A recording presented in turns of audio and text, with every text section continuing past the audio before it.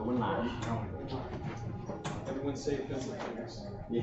The only reason I'm saying that is because someone messaged me about it. Like, I warn people so that they don't. What? I warn every time I go live on YouTube, so people know. People know that what they're saying is being streamed and recorded. Hayden's a cat. What's up, man?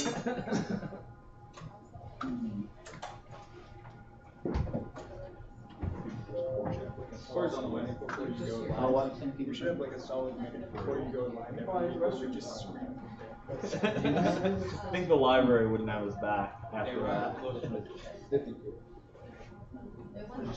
Are the slides? AJ, you know what the slide is? Aerospace?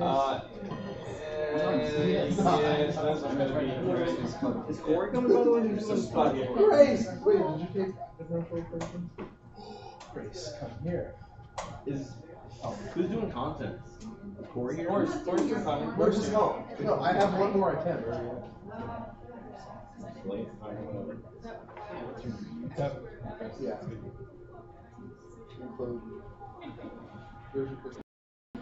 It's not in the textbook. Mike is income. I can't figure out how to do it. If you notice, I got the first one.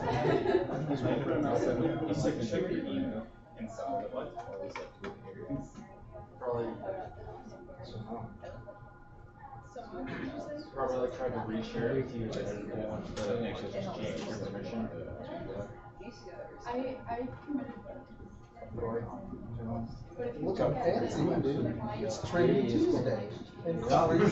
Every day of the week have a clothing associated with it. Well, it's not just clothing; it's fancy clothing. Nice.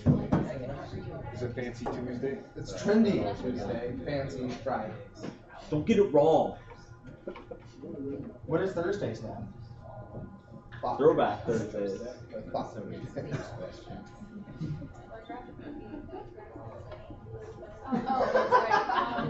Hello. What's up, guys? You grab a seat anyway. Anyone that's no seat.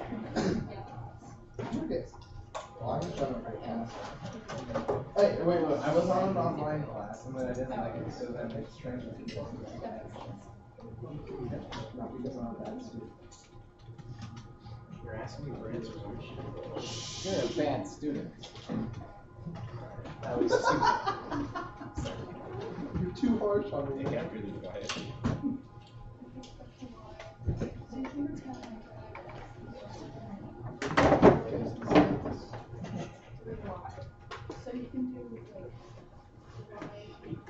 You said the slides were done, right? Slides are done at this point. Yeah. I wanted to get the date for the U.S. Bank visit on there, but I don't know if that's for this. Man, you're all fucking students. Yeah.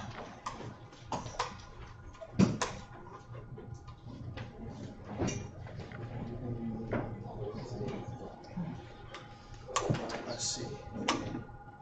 I think we might go ahead and get things started. We can close the door back there. There's other chairs around, yeah.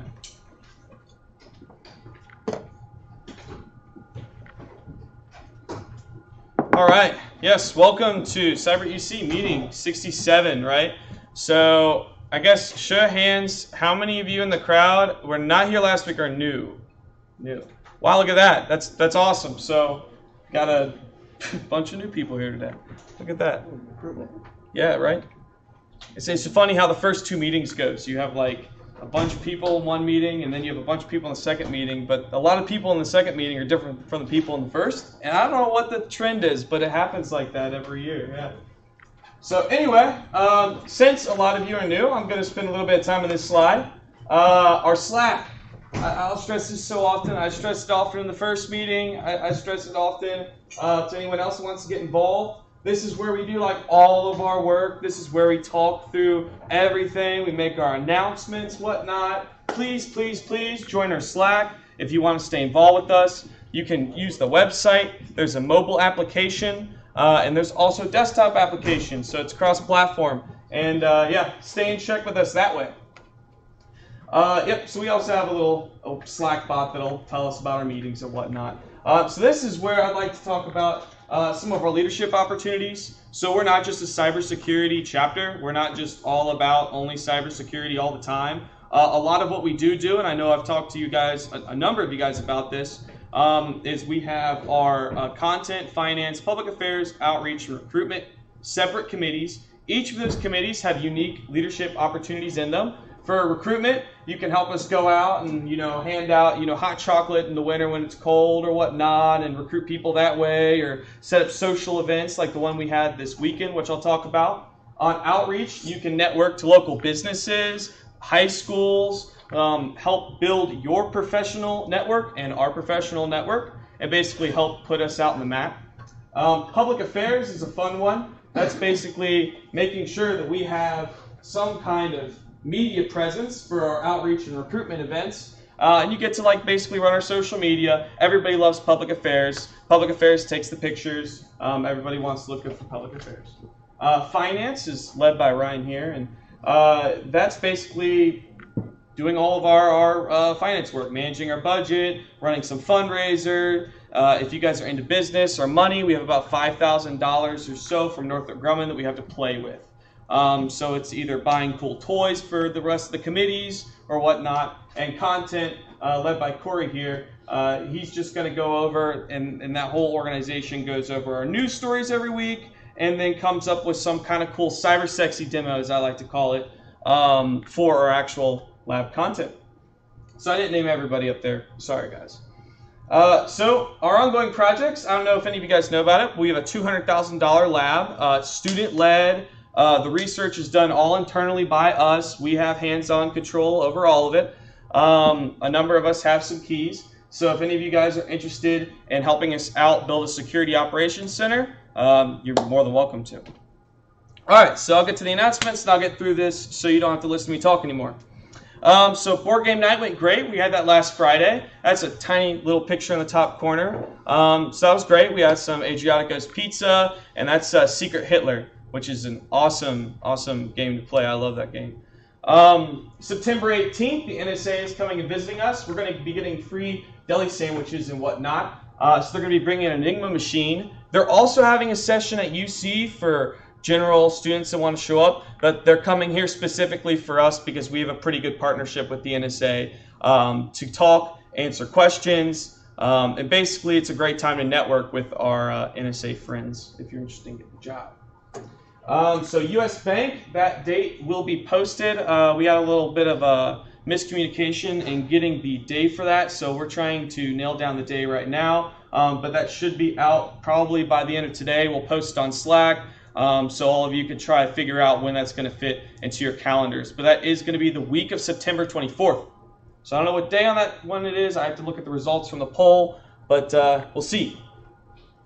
Rockwell Security Seminar. I'm sure some of you have heard about this. I was kind of told about it, and they've been touting it around campus. It's September 20th, 9 a.m. to 3 p.m. And this is going to be great. I would like to have a presence there to network with some of our Rockwell security folks. It's always good. Maybe we could take a tour of their security operations center or something. That'd be awesome. Yeah. I'll also advise that day is the technical career fair. Is it the technical career fair? Well, go to the career fair, and then if you have time, go to this thing. Career fair is definitely first. And then yeah, last thing is this is more of a plug for kind of our lab. And if any of you guys are fifth years. Anyone fifth years? No one's fifth year? Okay. So this isn't as applicable, but I'm doing my senior design project on our lab. This is on our website, so anybody can see it if you go to cyberuc.org. But if any of you are interested in helping out the lab or hopping on a senior design project on this, you're more than welcome to. Or if you just want to read a little bit about what we got going on, cyberuc.org, just go to our blogs, and then, yeah, you'll be good to go and find us there. You can take a seat anywhere you like, man. There's probably a seat somewhere up here. There's one right here, up front, if you like. Here's a chair also. Yeah. All right. So we got some Twitter and Facebook and Instagram accounts. Check it out if you want. And I'll go ahead and turn it over to Corey. Okay. So basically everything else that you're going to see for the rest of the meeting is just kind of under the purview of my committee, but we're only able to make this work because we get a lot of help from people within the committee and some other members outside of it. So if there's one week and you know we're going over something interesting and you want to help, even if you don't necessarily want to commit to being in the committee, you're more than welcome to. Okay, so for those of you who were here last week, I just kind of covered some really big exploits and attacks that were from just the past year. But this is a little bit more typical of what you're going to see every week. This is just news stories that have happened since our last meeting. Windows had... I'm sorry, there's a door here that's just getting in my way. Sorry, I meant to close that. A vulnerability was disclosed for Windows 10. At the time, it was a fully patched 64-bit Windows 10 operating system was confirmed to be vulnerable by an independent source at the time. This vulnerability was in the advanced local procedure call, which is this like internal mechanism basically so that one process can communicate information to another process within the operating system, but this is only meant to run like locally. But the problem is that there's a flaw that is allowing some sort of malicious user that has local access to the machine, or if they manage to get a program running on your machine, it's allowing it to perform privilege escalation, which is basically like if you're starting off and maybe you've got like a piece of software that only has permission to read files from a specific folder, but then it can escalate its privileges and suddenly it's got read and write privileges to files in any folder. So that's just kind of the idea behind privilege escalation. Let's see here. So like I said before, fortunately this does only work locally because of the way ALPC is formatted. So that does kind of reduce the risk to this vulnerability because they're going to have to already get software onto your computer and start it running, or they have to get physical access to your machine, which is nice because this vulnerability is allowing for escalation up to system level privileges, which is like right up there at the top basically.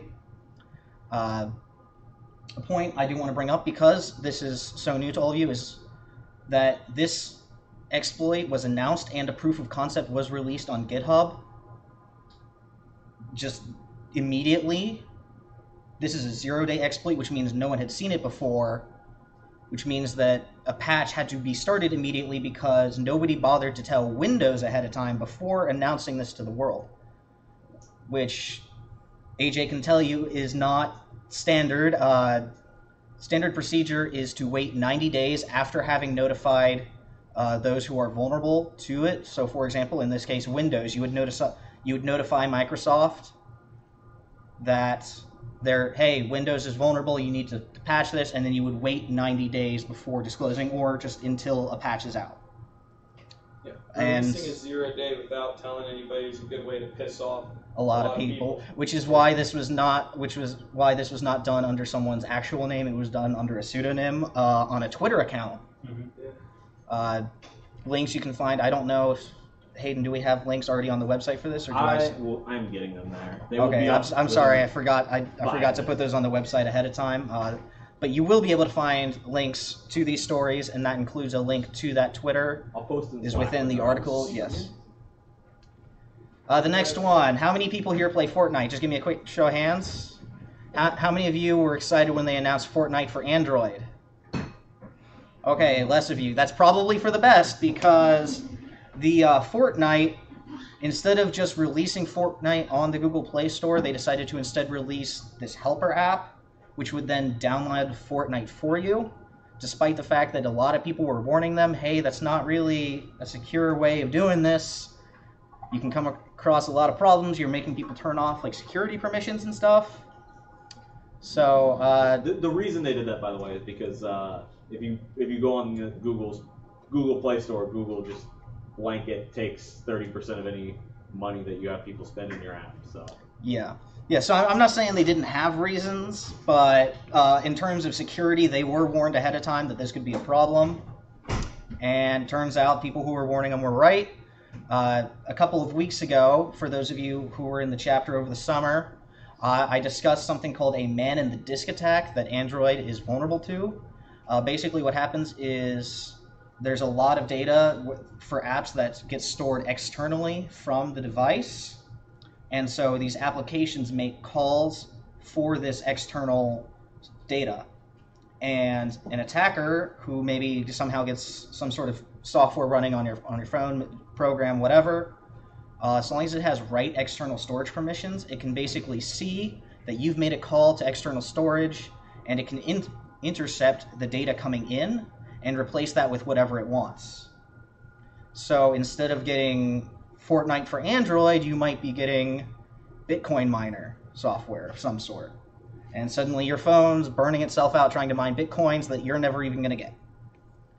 So a patch was released, and at the within 48 hours, unfortunately within a week, the vulnerability was disclosed, and the CEO of Epic Games was calling them out really bad.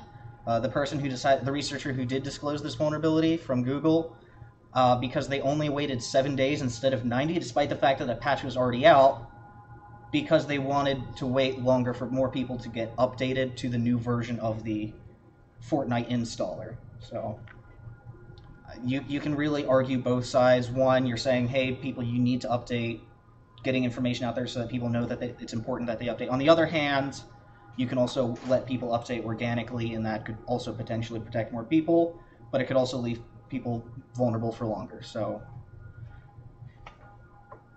there's also a new spyware framework that is being used called Triout on Android. What's happening is that people are doing things like, say, man-in-the-disk attacks in order to basically replace a legitimate version of, let's say, Facebook or whatever.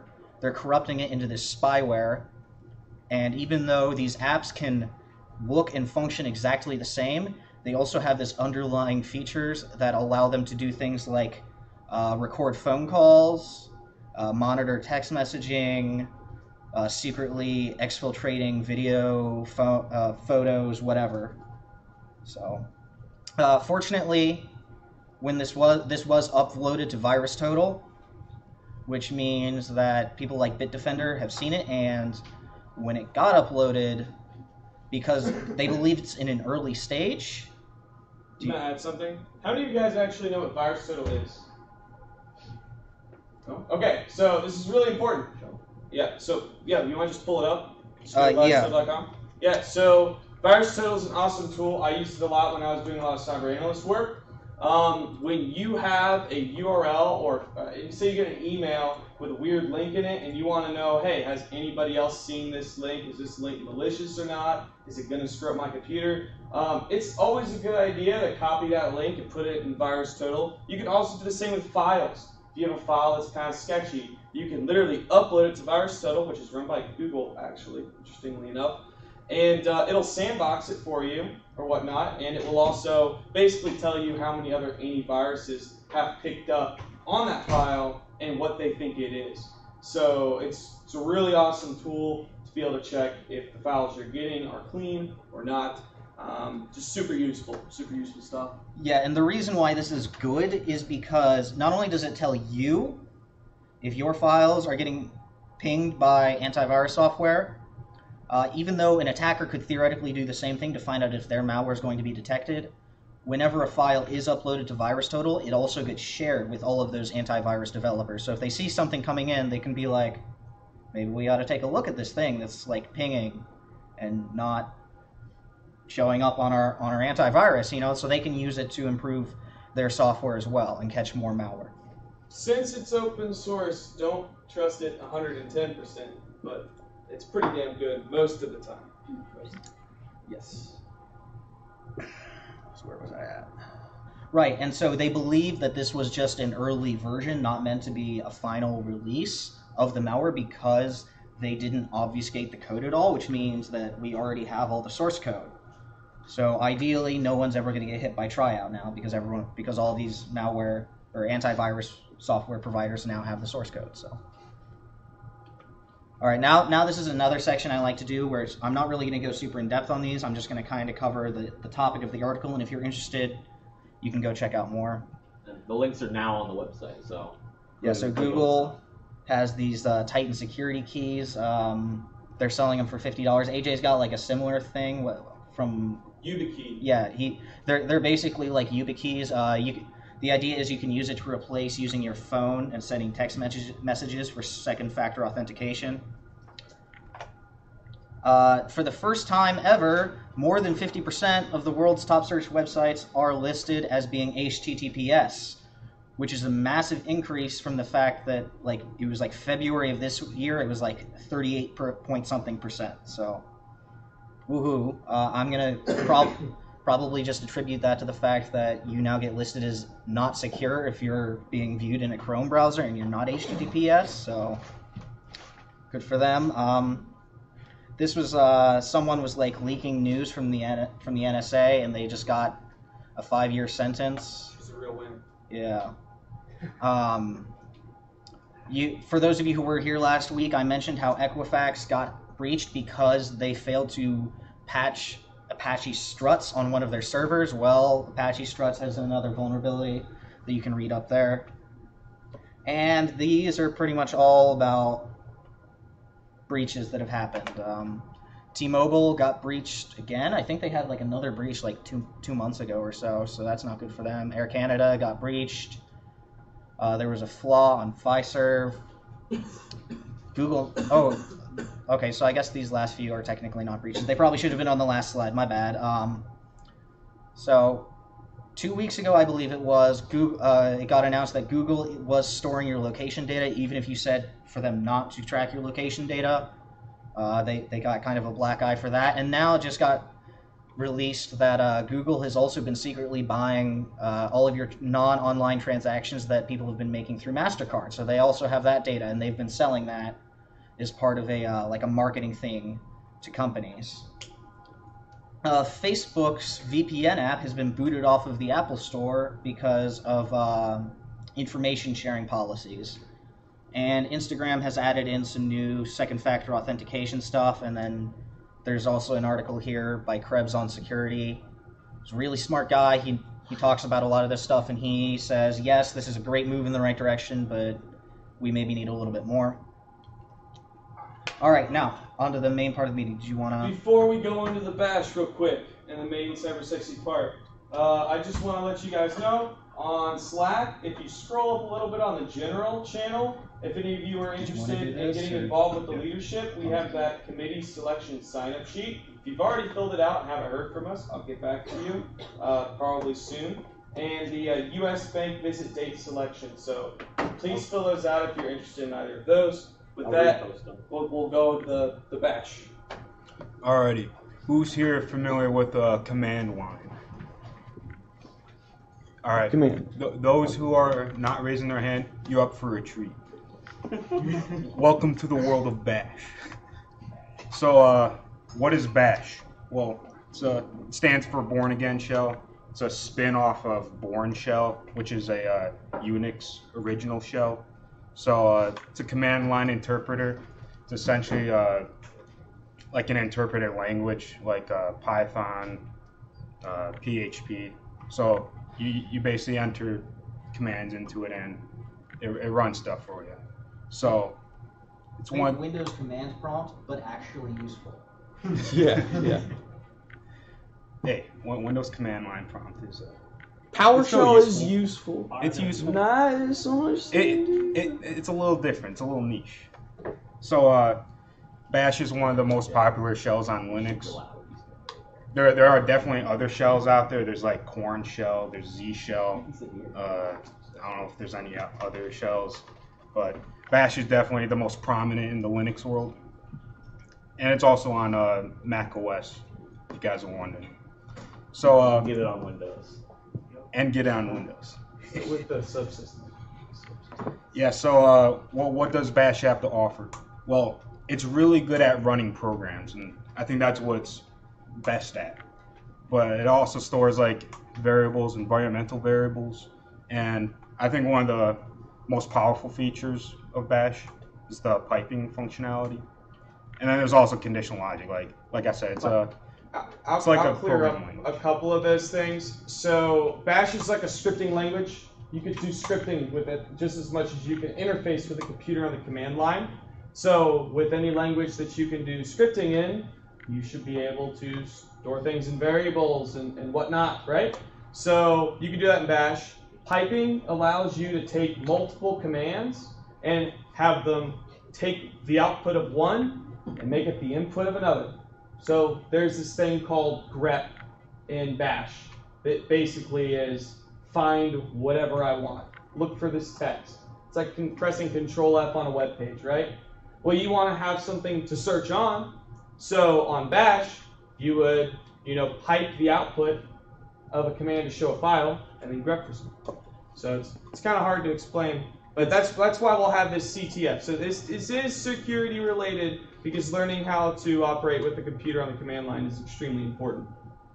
It's to give an example of piping that might be more familiar is say you had you wanted to download an image and crop it and then upload it to a website. And so if you were going to do that by hand, you'd open Chrome, you go to the website, you'd download it manually, then you pop it into Photoshop. Photoshop would take forever to open. You'd edit it and then you'd upload it. With Bash, you could have the command that download, pipe that to the command that crops, pipe that to the command that uploads, and you could have it so you literally just hit enter and it does all that in one go. So you can automate things a lot easier. You can take complex processes and make them less effort intensive. The idea behind piping is basically I take command X, pipe command Y. So the result of command X then gets used as input for command Y. Take it away. Sorry. Well, yeah, lots of explanation on piping, but I'll go over a small demo on what it does and help you out there. So, all right, so Bash, it runs programs, right? What programs can I run? Well, you're in luck. Who's familiar with the Free Software Foundation? They're in charge of the GNU project. They have a lot of stuff. They're known for porting a bunch of Linux tools to Linux. So you're able to run these ported Unix tools on there. So some of the popular tools, ls, shows you your current directory listing. Yep, and everything in it. CD, change directory. You can go wherever you want. Go to my files, my videos. You can do that. There's MV for move. You can use it for renaming files and moving it to a different location. You got PWD. I don't know if this is popular, but I use it all the time. It prints what your current directory is. Stands for print working directory. Right. And then we have cat for what's it stand for? Essentially Concatenate, prints. Yeah. but no one knows the word Concatenate. It essentially prints out the file that you're trying to look at. And then less is very useful. I think a lot of other tools kind of use it. Man Pages uses it. I'll go show you a demo of what this stuff does. The cable should be floating around somewhere. Yeah, so if you guys want, now would probably be time to get out the laptop or whatnot, and if you have a Linux environment, it's awesome. If you have a Mac, you already have something Bash-like. If you have a Windows computer that's running Windows 10, then you can use the Ubuntu subsystem. So I guess Googling around that. That's not on there by default, and it takes a while to install. All right, well, Can you make I that would, bigger? if you're on Windows, I would hold off until we get to the actual interactive portion of the demo. or budget. Oh, yeah. something next to you This is that's not the- Bash-like. This is not the activity. I'm just showing some Yeah, this examples. is just a quick little intro. If you guys are on Mac, I want to open the terminal applications. So, but this isn't a demo yet. This is just showing. So, so if you want to figure out what's in the root directory, boom, shows you that. I just want to mostly show you what piping does. Let's say, There's another screen behind you guys if you're having trouble seeing in the back. It's just really Do you want to bright, make so it's it? even more Do big. you want to make it a little bigger uh, than it already is? Just make it obnoxiously big. Yeah. That's probably good. All right, so like, let's say I'm trying to like look into a directory that's absolutely huge, right? Like, I don't know, is that too large? Yeah, it's huge. You can't even see everything on the screen. So here's a good use for piping. So less is a good way to view text in a formatted way. So like you can kind of like scroll down, just like look at all the text. So if I want to ls all this into less.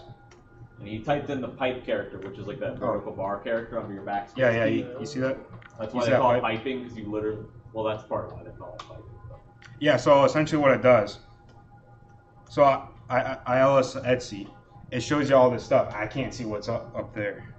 So a good way to do that is to funnel all this text that goes in there and just put it into another program. That's all it does. And then less kind of like makes it more viewable for the user. So,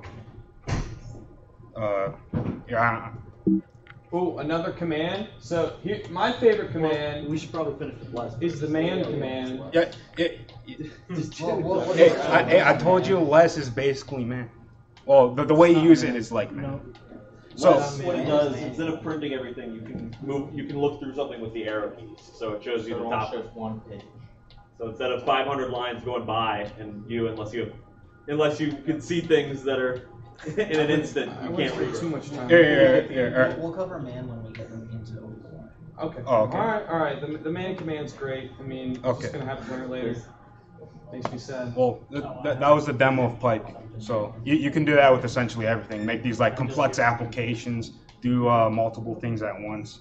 It's crazy.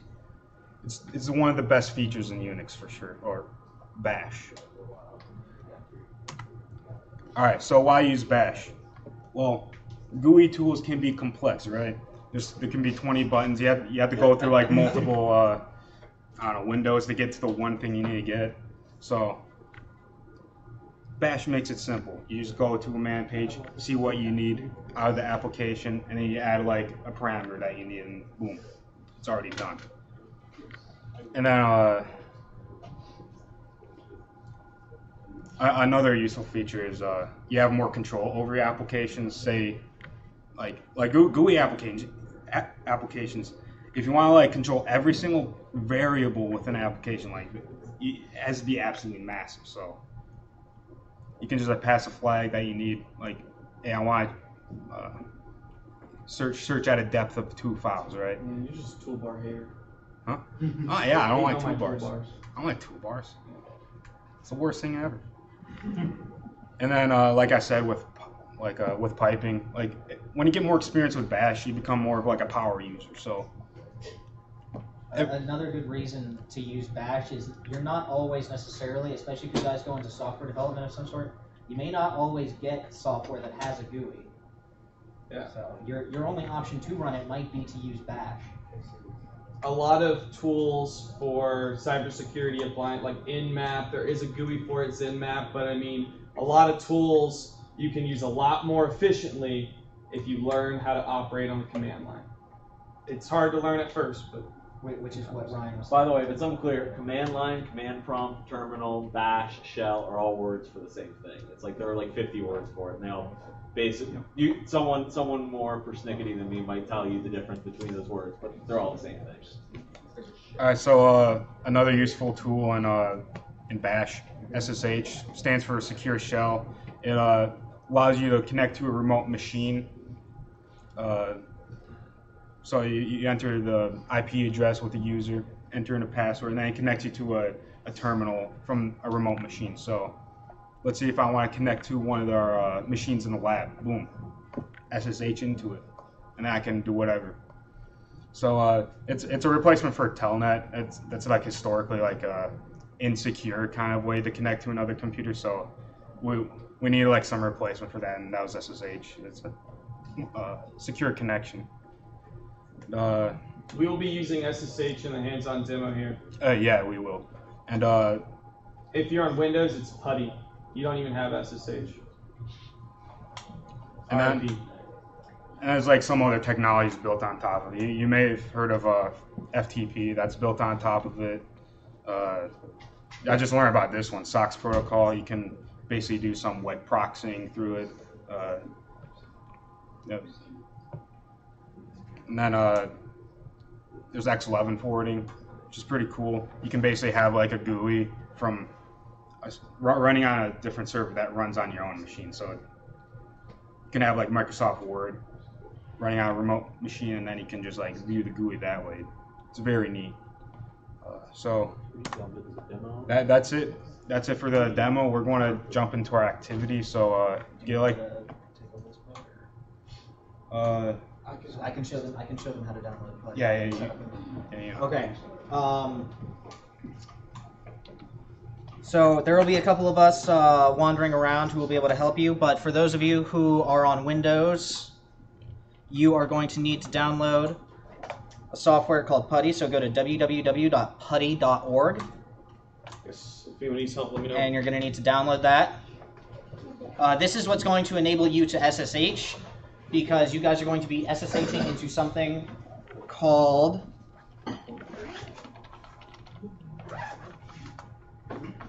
OverTheWire War Games. Specifically, we're going to be using the Bandit game. This is a tool that's used to teach people Bash. Can I show, by the way, on Putty? I believe, if it's the way it used to be, they have 1 million downloads. Yeah, the one you want is 64-bit installer. Assuming you have a 64-bit operating system, which everyone here probably does. Unless you're still running like XP. What if you're running Linux or? Okay, Then you don't need Putty. Can I download Putty on this? It's already got Putty, I think. Oh, okay. If not, I'm pretty sure. Yep. There it is. Alright, so Putty should be able to download fairly quickly. Is there anyone who is having trouble getting Putty up? This slide. Oh yeah, I should probably put Putty over there.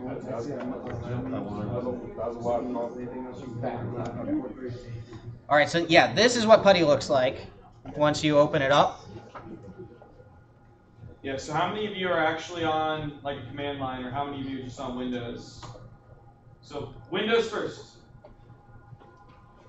And Bash. Okay. Okay. Alright, so we'll do the Windows for those of you that have Bash. For those of you that have Bash, I believe it was Chris was nice enough to provide you with the SSH command that you're going to need to use. Oh, okay. I'm fucking useless. There we go. That's what you need. So just open a terminal and type in that. So I'm going to start by explaining You how. hit the command. Well, we'll get there. They need to know what they're doing first. So the way this this game works is everyone's going to start by being provided a username, which will be Bandit and then some number. In this case, you'll be starting at Bandit 0. That'll be your username. And then there will be a password. And the goal is to log into a username for the level you've currently reached and to find the password for the next level. For example, here, they tell us that for the first level, level 0, the username and password are Bandit 0, and the password is Bandit 0. Yeah, so this is essentially a very easy mode, capture the flag. These are very popular little competitions that are put on at hackathons, at conferences. DEF CON has way more complex ones, but essentially this is what we're doing today. It's a bash-based capture the flag. So yeah, basically we need to. I don't want to hold everybody's hands through there. There is the man command, MAN. And I'll go over that as soon as I get us into level 0. Okay, all right. So you keep shutting me down with the man command. I can't get you guys to help. All right, so you're going to see this line here that says host name. Before we start, is there anyone who is having trouble still getting Putty going? All right, so you're going to fill in bandit.labs.overthewire.org. That is the host. That's like this server that we're going to be SSHing into. So we're going to be making this remote connection to this server with this name on port 2220. From there, we can hit open.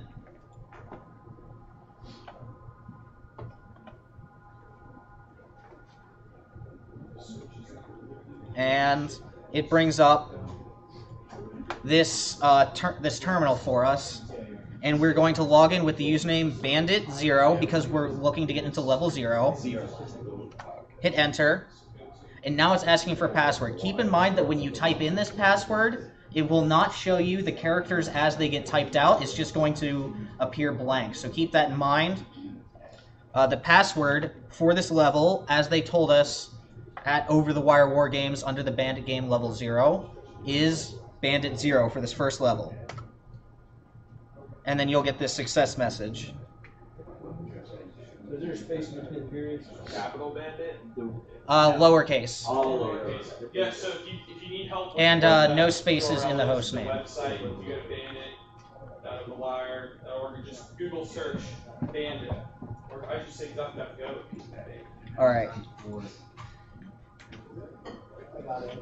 So when I click on this level 0, looking to go to level 1, that's this one right here, it's going to explain what I need to do in order to find the password to make it to level 1. It helps if you have your setup kind of like this. Half the website, half the terminal. So I'm going to keep making everyone look behind at me, and he's going to talk, and we're going to make you look behind at him. And it's just going to be insane. Keep people's heads on the Can you go back to the slide with the command? Yes. Mad people are struggling here. Sorry. There's the command. So SSH space, then you put the username. So that username is going to change every time you're looking to SSH in. First it's going to be Bandit0, then when you beat that, it'll be Bandit1, then Bandit2, etc. So in this case, it's Bandit0 at bandit.labs.overthewire.org space -p, because -p is where we're saying we're now going to define our port variable 2220. So SSH to user bandit0 at bandit.labs.overthewire.org on port 2220. Okay, so this is a good question. All right, I got a good question, right? When you are SSH and you are on this box, you have bash. That's the command line interface for the box that you're remotely connected to. So all the commands that are up there, that'll be applied to you. All right. Can I talk about man now? Yes.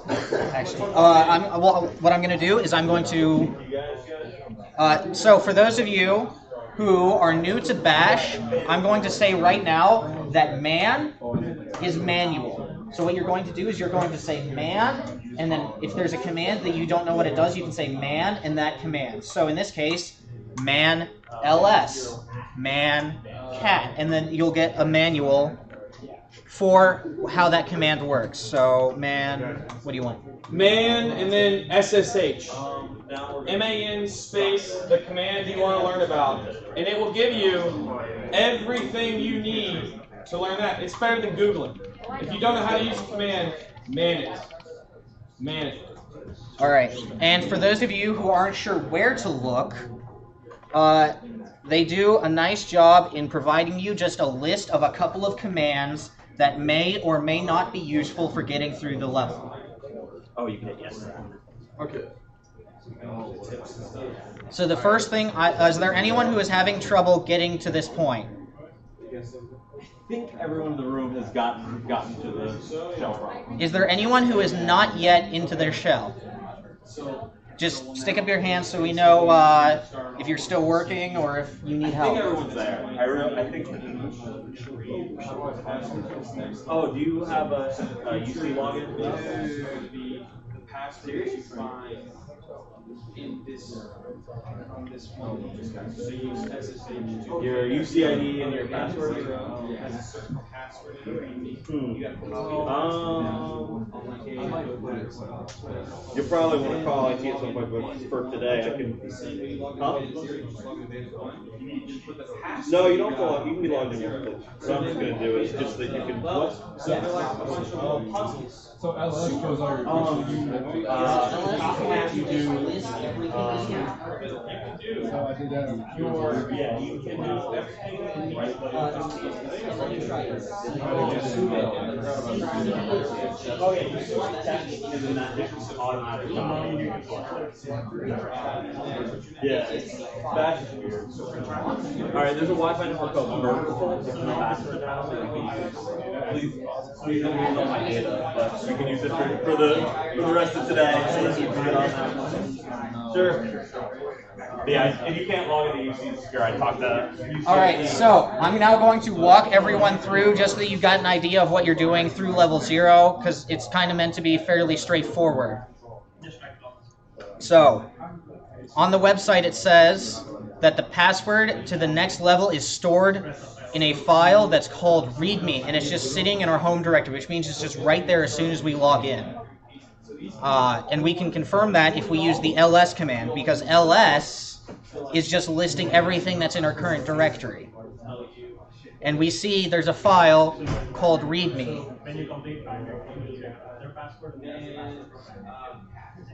And that within this file, we have the password in order to get to level 1. So, the cat command,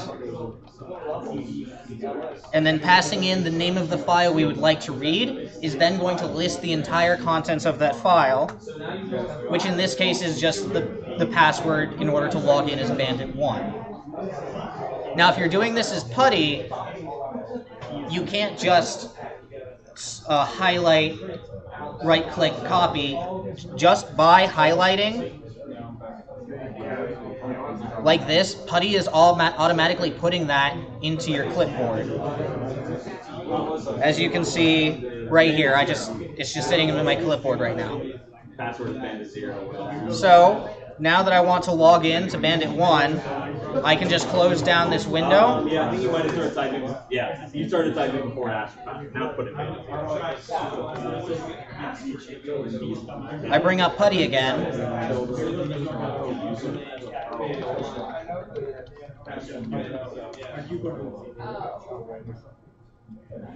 And now I'm going to log in with the password. Because you're on my phone. It shouldn't be that simple. Oh, I'm sorry. There we go. And now I just log in with the password that I copied from the previous game of Bandit. So now I'm currently at level 1 as opposed to level 0. And on the website, I'll select level 1, looking to proceed to level 2, and I'll get the directions for the next one.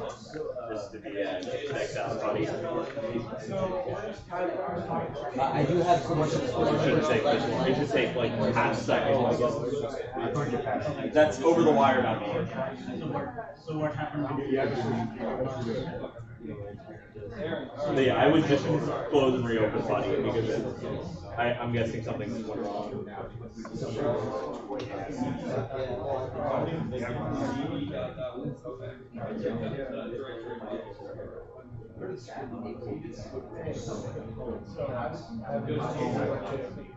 Right.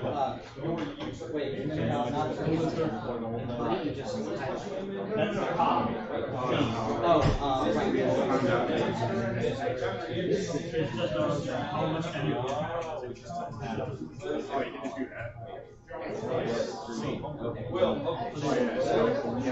You were on level 5, trying to get to 6.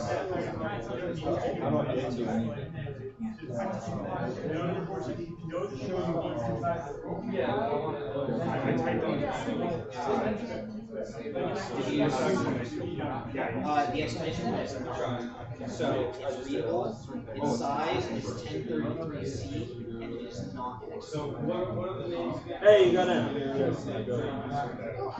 I'll set my phone down here, so it's not too far away.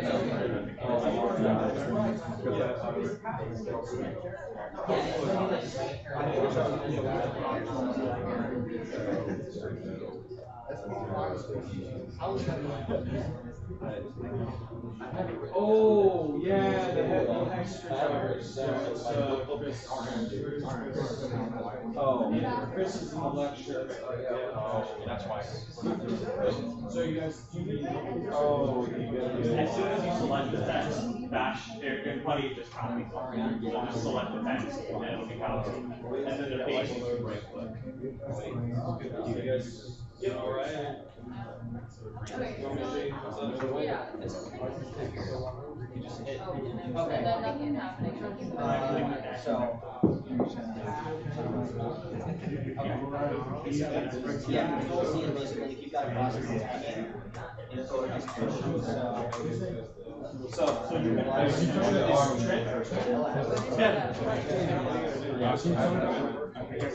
Yeah. So you're gonna and then I should you know what I'm saying? It's just it doesn't show anything when you do it, but it is based. So you just want to you're probably basing it on a bunch of times. Yeah. And if you're switching user, I think if you want to switch with different, I think you do like SU space bandit 1. I don't know what level you're on. Because otherwise it thinks you're. So then here we go. Post bandit. If you do control C, it'll Okay.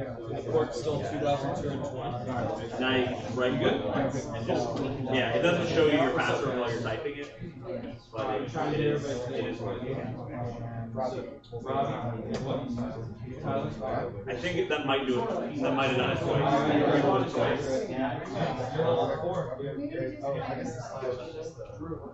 Yeah, you might try it again. Just right click once. And you don't need to reselect it. It's already in the board, by the way. Now,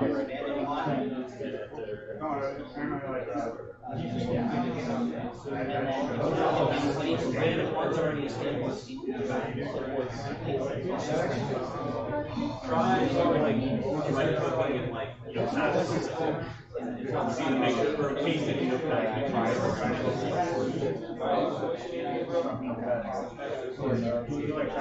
Go around.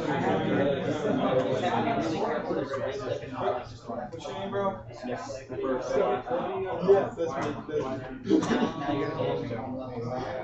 What's up, bro? What's your name? AJ. Nice to meet you, dude. Nice to meet you. You had the first meeting just now, or No. So I haven't met you before. Good. Cool. You're a familiar face. Yeah, we're in cybersecurity together. Oh shit. Okay, that makes sense. That makes sense. Yeah, I hope try SSH bandit 1. Yeah, dude, I've never done anything like this. Okay. So I want to make sure this is somewhat there's other way more cyber-sensitive topics to cover. Okay. Advanced threats, stuff like that. I think we'll do that next week.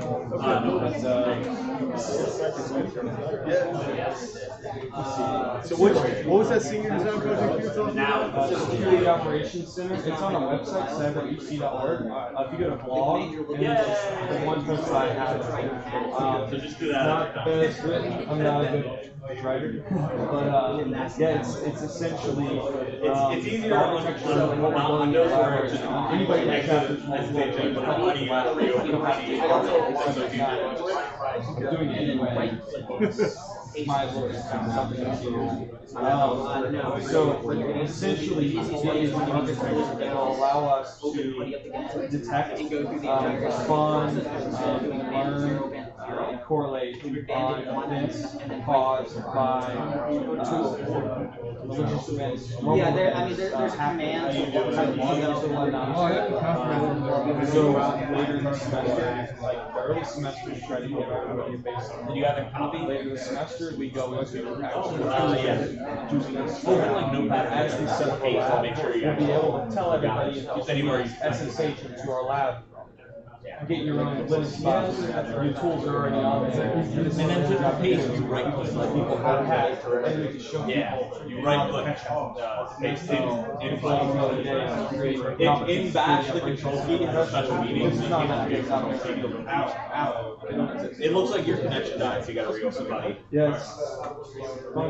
So what's the lab? Right The click. lab is every Monday, open at 8. Okay. Yeah, but it's a come and go. And we're in there a lot, so it's like if you see us in the lab, you're walking by a lab, feel free to come by. We're trying to get the automated system to like tell people on Slack if there's anybody like a smart switch or the lights are on, somebody's in the lab. I don't know. We'll figure it out. We'll figure it out. Yeah, if you're ever interested in leadership and whatnot, we always meet Mr. Sushi. Sundays, drink beer, eat sushi. Oh, this is my first class here. Oh yeah, I got you. I just always pitch it. Okay. You got it. What's up, man? There you go. You don't have it yet? I did have it on my, before I did a 7, what did I do, a 7-time wipe? I don't know what you're doing. Is this working? Oh, yeah.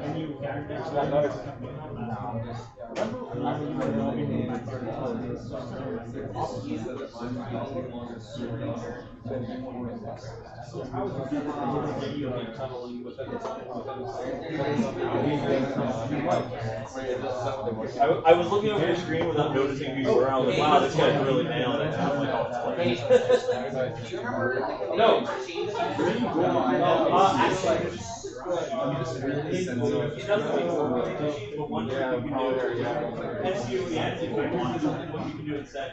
Already have to go. I need to get Sean guys' name. I'm going around. That's the same thing. And so I apologize for being here.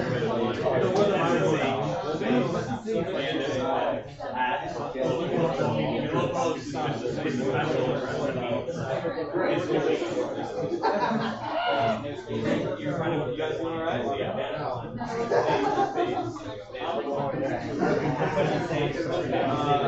Control for you won't see it. It'll be visible when you pass. I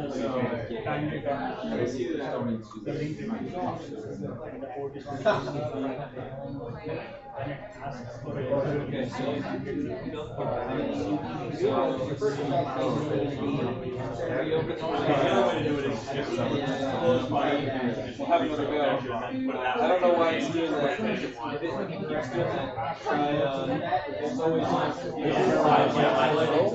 always Reopen it, but not too long in.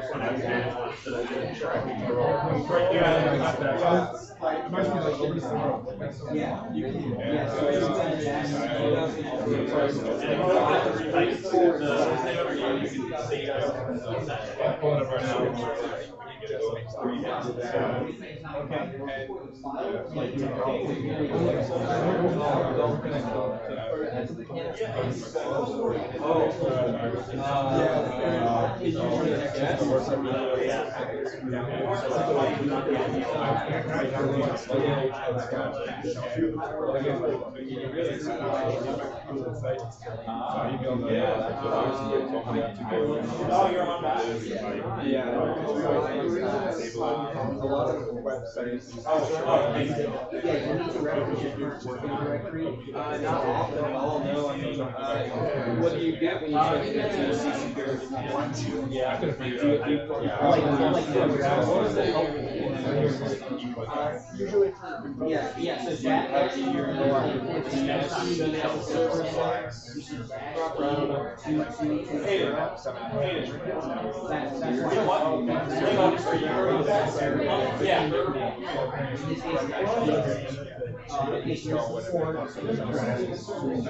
No, it kind of gets rid of those stuff. So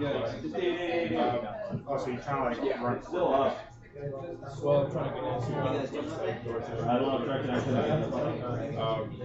because I can't access it for it. You guys are crazy. I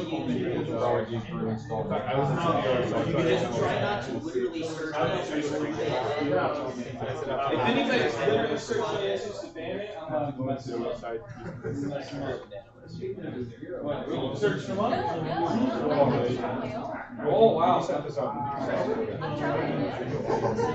I did it myself. You want to say I was working on Oh, so it didn't work. I would have put them in your PC and shit. The scroll through the hierarchy rather than actually scrolling. Because Bash, yeah, it doesn't have a Do you want to partner up with somebody who's doing this? command line dates back to the terminal, literally terminal, computer monitor. Nothing but it's just a screen, not your technical name. Just move it to the left side. basically what I just do is access the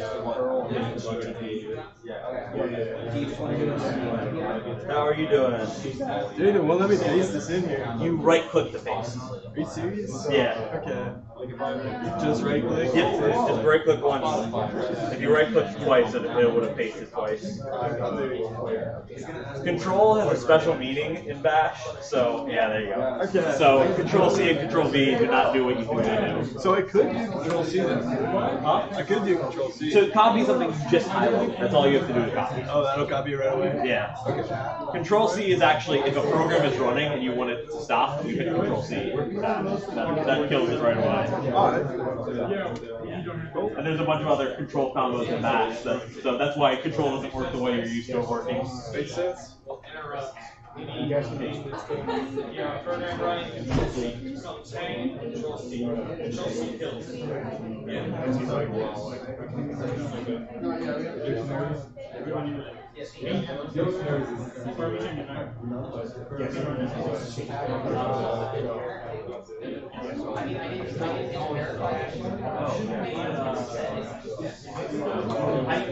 Okay. You don't necessarily. I don't know if you're allowed to have a space, and if you can do it, you got 2 2 0. You might try it without it. I know, I wanted to send it this morning. Yeah. I was not. I didn't let me. Well, that's Yeah. That's password prompt. Because you typed in sudo, so that's doing it on your own. So you need to put it. You shouldn't need sudo in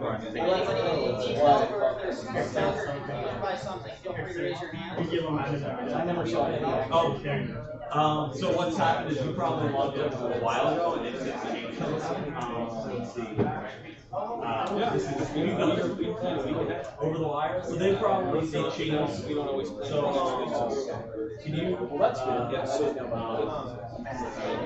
you open space dash space easier for everybody copy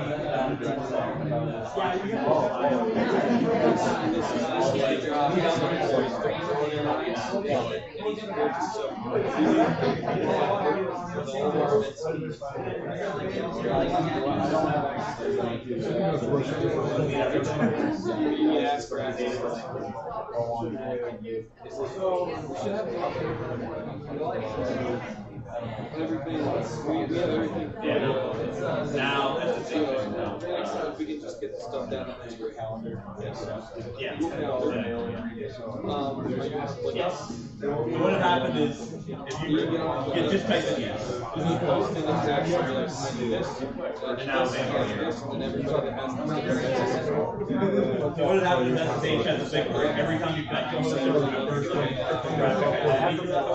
you connected a while ago, they must have reset their stuff, but the signature changed, and your computer was like, the signature is what it used to be, I don't trust it. So that's what the problem is. You just had to clear your computer's memory what the signature used to be. It's just that you should keep everything that your work does. So when other people have work done, you just give it. Buddy, highlight, copy, and then right click. No control C, control C. So we will drive. Because control C is kill forever.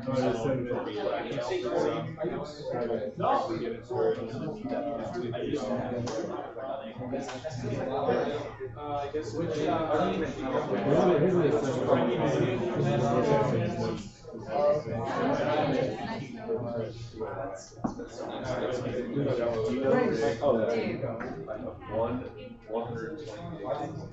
I'll do a direct message. Okay, it's a directory, so it's a direct, which means there's another one for folder. So you'll want to, you know, see. So right now,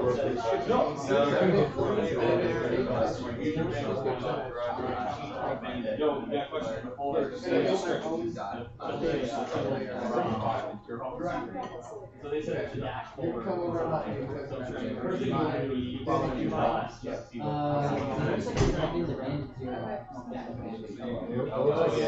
can see there is something called dash. So try. So you gotta read. It shows password from the reader in right now. You're in the password. Like secretary here. So now you can do space like that. What's in a file? That was the file. I remember little notepad. So dash could be like in this case.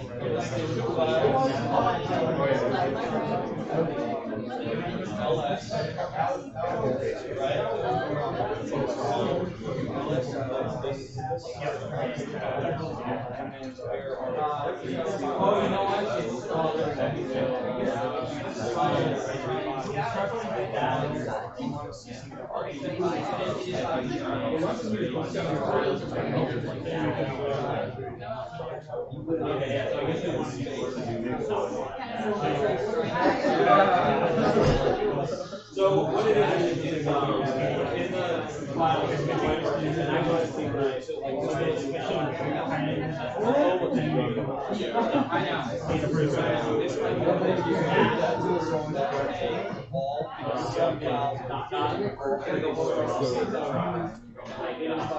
You're distracting them. You're supposed to be there. Come on, focus.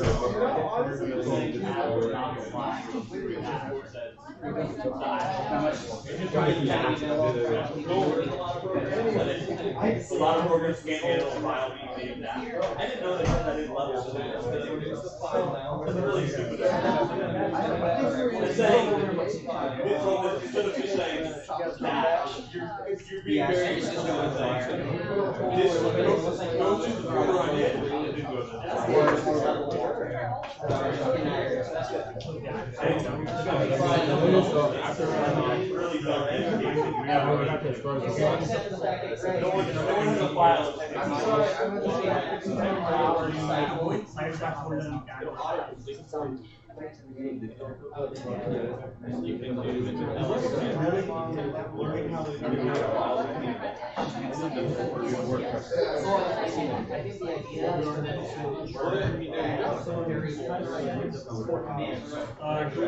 Oh, I guess so.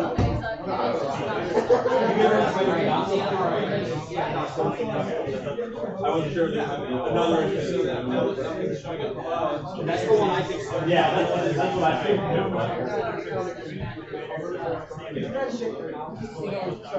Oh, I'm sorry, yes.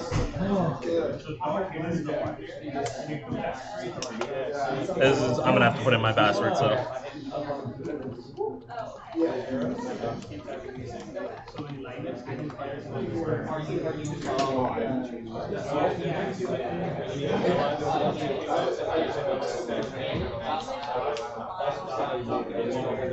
Really quick question. So, is the name of the file this dash sign? Yeah. Okay, and that's gonna take me to the previous directory?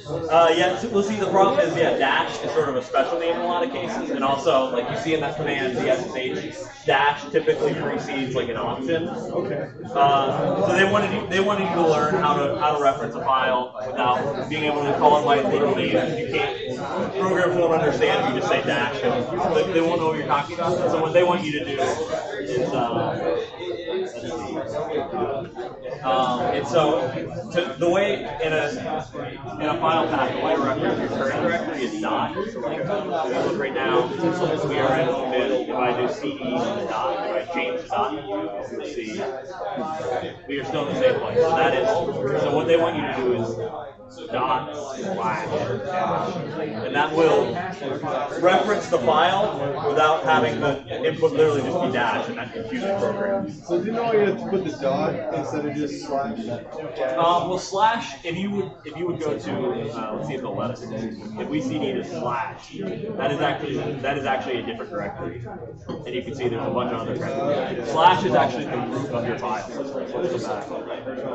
You can get back to your home folder by typing cd with no no options, which is a neat trick. Alright, cool. So yeah, so dot says current directory / dash. Alright, sneaky right there. Yeah, it's a bit of a confusing one for level 2. I'm surprised they did that.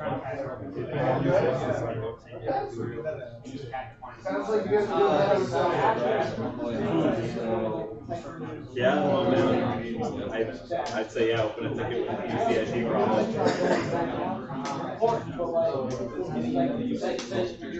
That's odd, yeah, I don't know.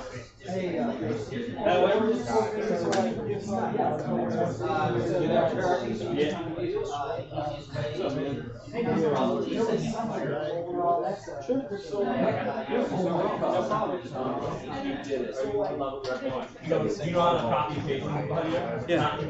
So. Oh my god. And also for the cost, the 65 cost. Yeah. We have to submit the report. When is that?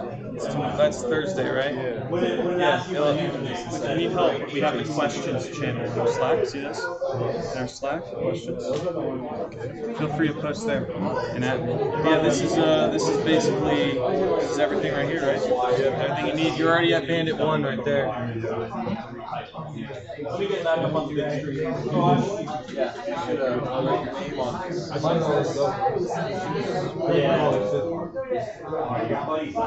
This AJC or something like that, right? I just realized I'm looking, I'm like, Ryan, is this your water bottle? I was like, nope. My water bottle has more kids on the bottom.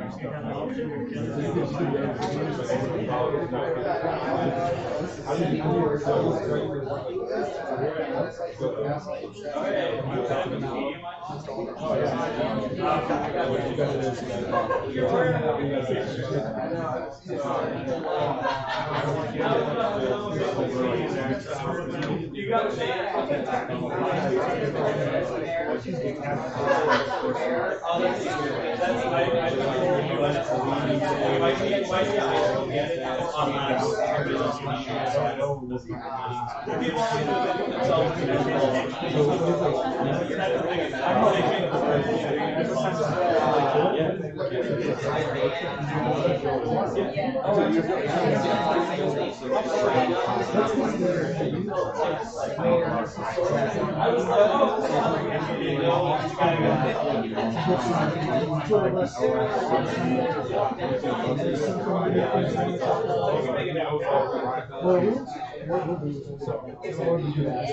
Oh, you have.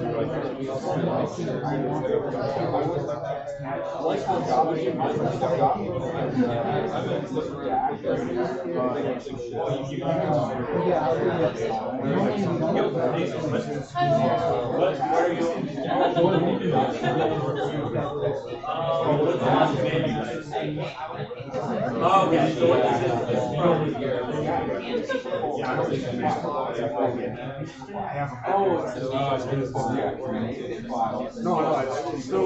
oh, okay, so these are a bunch of files plus actually something that we agree yeah, probably. So that's the whole part. Like I just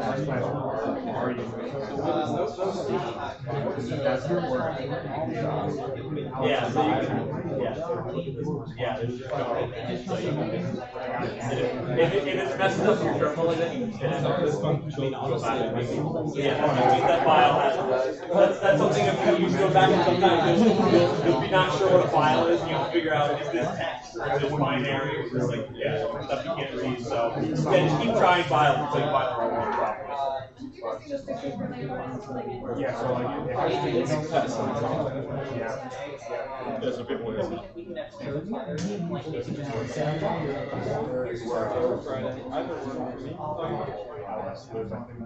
How are you guys doing? You need help? I